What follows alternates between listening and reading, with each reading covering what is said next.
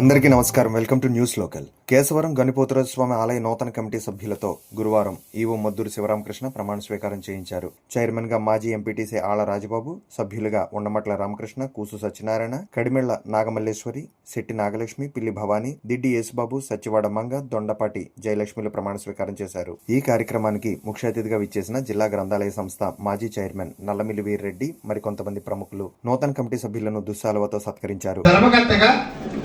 నియమించబడి ఉన్నందున ధర్మకర్తగా విద్యుత్ ధర్మమును యోగ్యముగాను నమ్మకముగాను శక్తివంచన లేకుండా నా దృష్టితోను జ్ఞాన విజేతగాను భయాభిమాన రాగ ద్వేష రహితముగాను పై సంస్థ యొక్క శ్రేయస్సు దృష్ట్యా నిర్వహించగలవాడిని మరియు 1987 ఆంధ్రప్రదేశ్ ధర్మాదాయ మరియు హిందూ దేవాదాయ సంస్థల చట్టమునందు పొందుపరిచిన నియమములను అందుపై గల నిబంధనలను శిరస వహింపగలవారిని దైవసాక్షిగా మనఃపూర్వకముగా ప్రమాణము చేయుచున్నాను.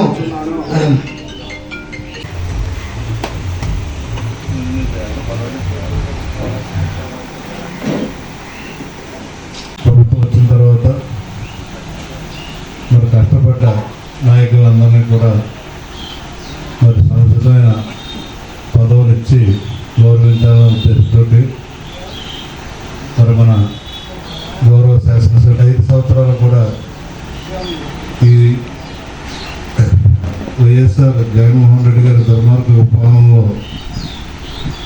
మరి దెబ్బతిన్న వ్యక్తులను కానీ పార్టీకి ఎన్నింటి నాయకులందరినీ గుర్తించి 91 అందరికీ కూడా మరి చక్కగా ఆ కమిటీలు ఏర్పాటు చేయడం జరిగింది.